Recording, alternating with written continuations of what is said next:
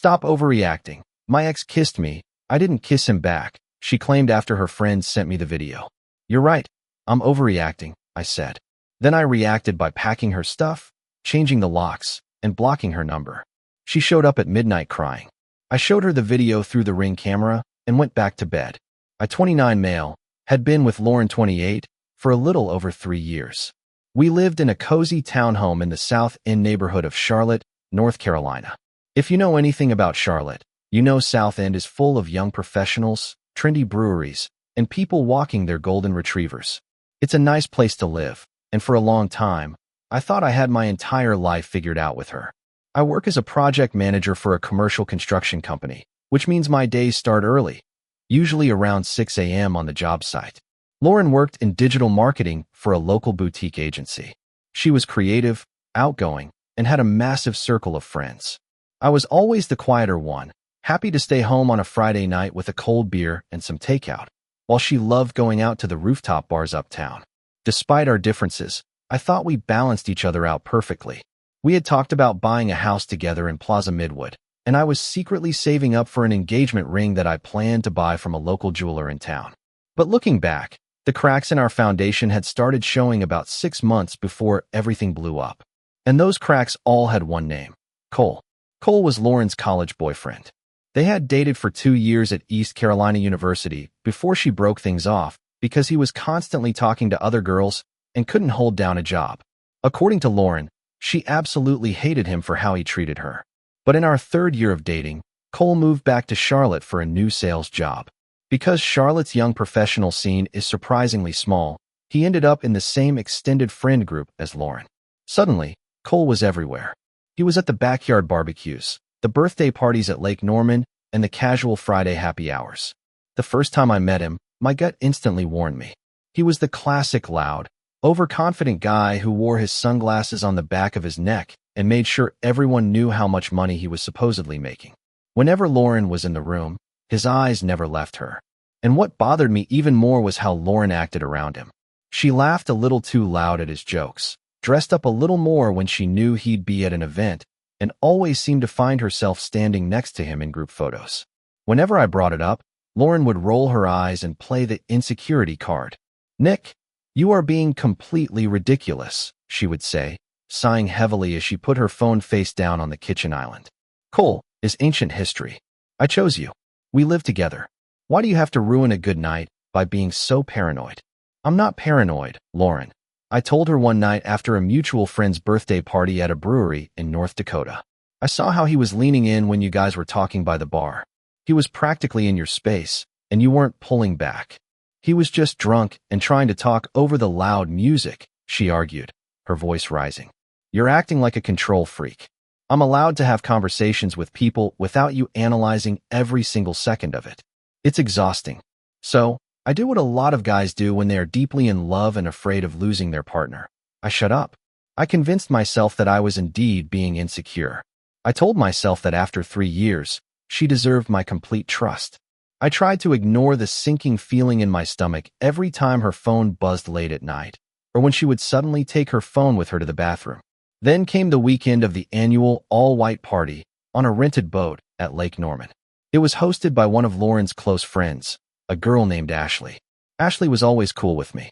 She was a no-nonsense schoolteacher who valued honesty above everything else, and she had always been very supportive of my relationship with Lauren. I couldn't go to the lake party. My construction company was in the middle of a massive concrete pour for a new high-rise uptown, and I had to be on site both Saturday and Sunday starting at 5 a.m. I told Lauren she should still go and enjoy herself. "Are you sure you don't mind?" she asked, wrapping her arms around my neck and looking up at me with those big, innocent eyes. "I'll feel so guilty going without you."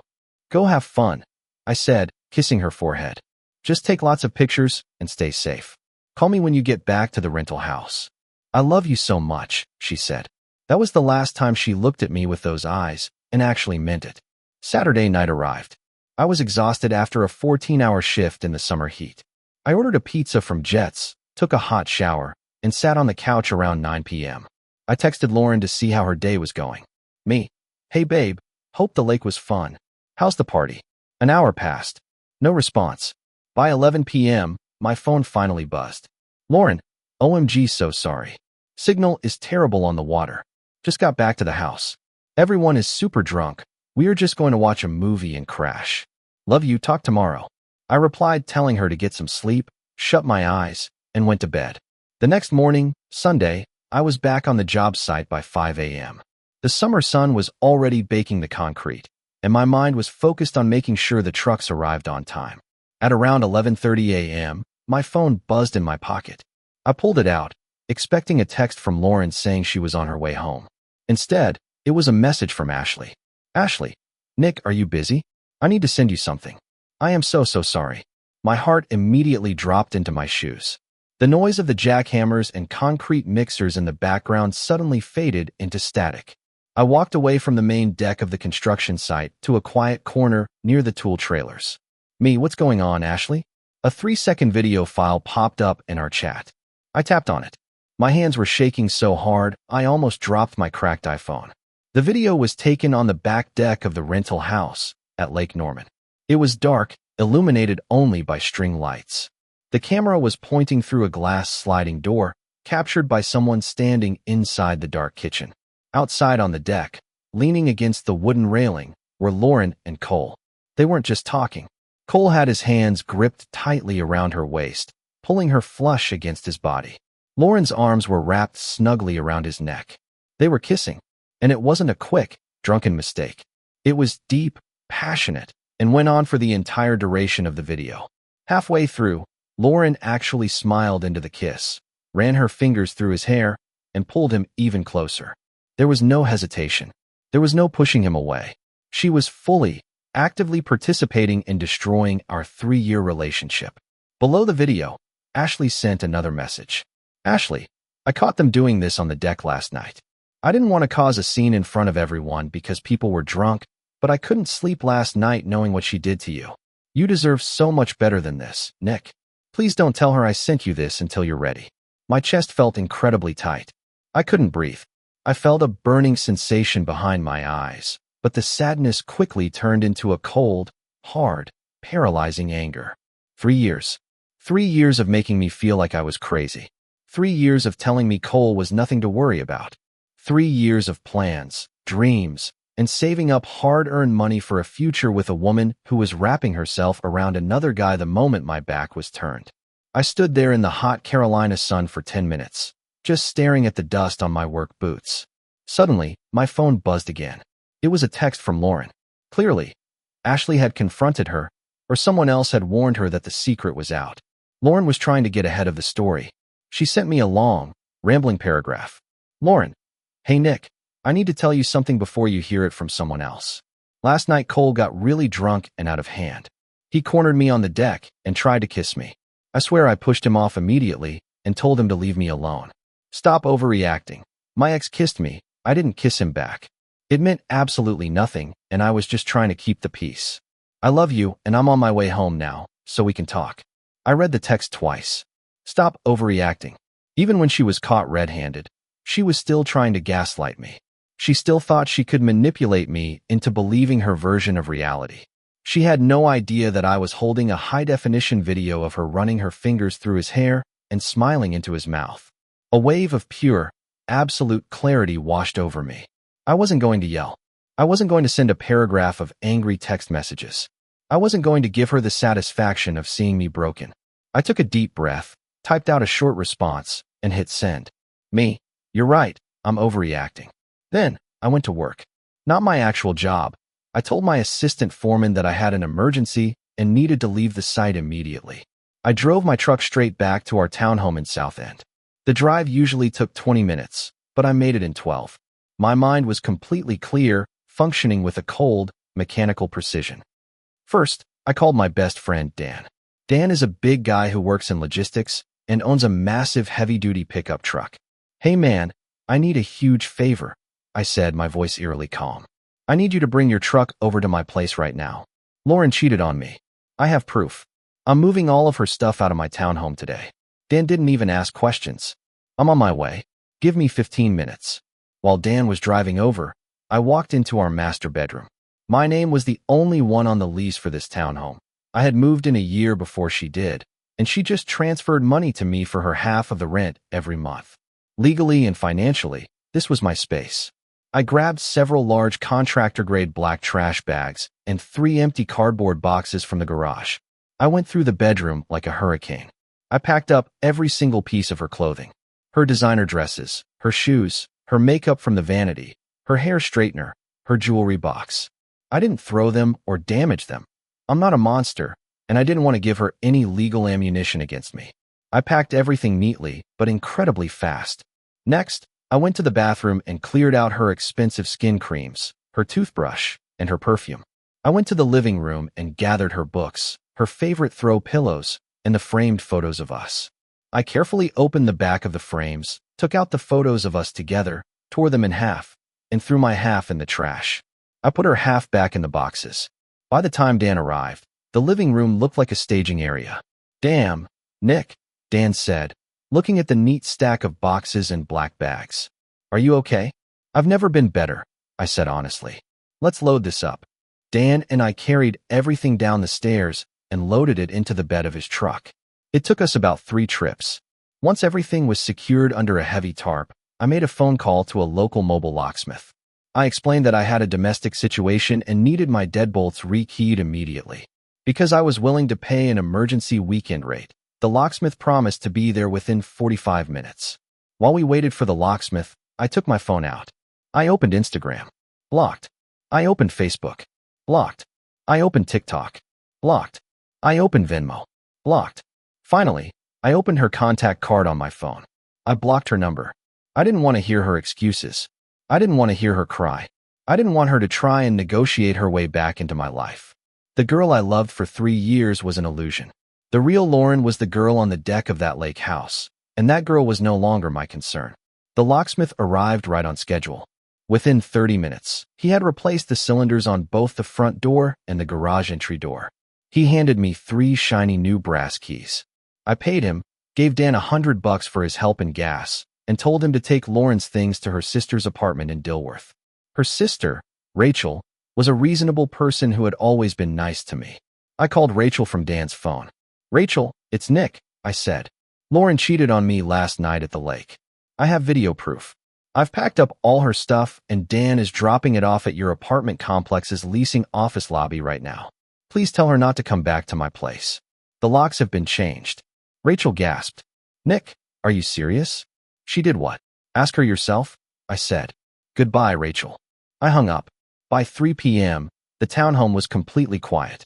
It felt incredibly empty, but for the first time in months, the heavy, suffocating anxiety in my chest was completely gone.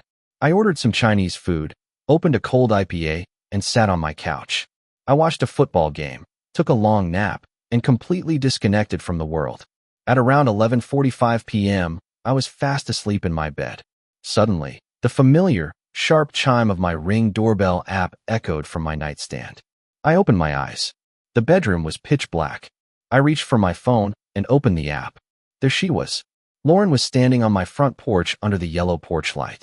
She was still wearing her white linen lake outfit, but it was wrinkled and dirty. Her hair was a messy nest. Her mascara was completely smeared down her cheeks, and she was crying hysterically. She reached out and tried to turn the doorknob. When it wouldn't budge, she looked confused. She pulled out her keys and tried to insert her key into the lock. It wouldn't even slide into the keyhole. She began to panic. She started banging on the door with the side of her fist. "Nick," she sobbed, her voice muffled through the heavy wood. "Nick, please open the door. My key isn't working. Why did you change the locks? Please, Nick, we need to talk. It was a mistake. Cole meant nothing to me." I sat up in bed, propping my pillows behind my back. I felt completely detached, like I was watching a movie. There was no anger left in me, only a cold, dead indifference.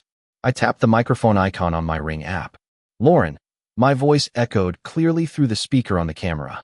She jumped, spinning around to look directly into the camera lens. She took a step closer, pressing her tear-streaked face near the camera. "Nick, oh my God, thank God," she cried, folding her hands together like she was praying. "Please let me in. It's freezing out here. My sister's apartment lobby was filled with my bags, and Rachel won't let me stay with her because she's so mad at me. Please, Nick, let me explain. Cole kissed me. I didn't kiss him back. You have to believe me. I didn't say a word. Instead, I held my iPad up in front of my phone's camera. On the iPad screen, I hit play on the 3-second video Ashley had sent me. Through the Ring camera feed on my phone, I watched Lauren watch the video on the small screen of her own phone. The realization hit her like a physical blow. Her jaw dropped. Her face went completely pale, draining of all color. She realized that her lie had been utterly demolished. She couldn't claim she pushed him away. She couldn't claim she was a victim. The evidence of her active, enthusiastic betrayal was playing right in front of her. I saw the video. Lauren, I said calmly through the speaker. You didn't push him away. You smiled. You pulled him in. We are done. Nick, please, she screamed, dropping to her knees on the concrete porch, her hands grabbing at the bottom of the door. It was just one mistake. We've been together for 3 years. We were going to buy a house. You can't do this to me. You did this to yourself, I said. Don't come back here. If you're still on my porch in 5 minutes, I'm calling the Charlotte-Mecklenburg police for trespassing. Have a good night. I tapped the screen to close the app, tossed my phone onto the nightstand, rolled over onto my side, and went back to sleep. I slept better that night than I had in months. The next few weeks were a whirlwind of drama, but none of it touched me directly because I kept her completely blocked. However, because Charlotte's social scene is highly connected, the fallout was massive. Apparently, Lauren tried to play the victim to our mutual friends. She told everyone that I had snapped, thrown her out in the middle of the night without warning, and changed the locks over a misunderstanding. She tried to paint me as an abusive, controlling monster. But I was prepared for that. The Monday morning after the breakup, I sent the video directly to our mutual group chat with a short message. Nick, just so everyone has the facts. This is why Lauren doesn't live with me anymore. I wish her the best, but please don't bring her name up to me again. The group chat exploded. Our friends were absolutely disgusted. Ashley, of course, backed me up completely. Several of Lauren's own friends turned their backs on her because they couldn't believe she had lied so blatantly to everyone. Cole, the coward, immediately went quiet. He tried to delete his social media accounts for a few weeks because several of my buddies from my construction crew made it very clear that if they saw him out in South End, things would not go well for him. Even Lauren's parents, who had always been incredibly kind to me, reached out to me through my mom. Her mother sent my mother a long text message expressing how deeply ashamed she was of her daughter's behavior and apologizing for the pain she had caused me. It has been about a year since that night. I eventually decided to break my lease in South End. I wanted a fresh start, away from the breweries and restaurants that held memories of her. I bought a beautiful, historic bungalow in Plaza Midwood, the neighborhood we used to dream about.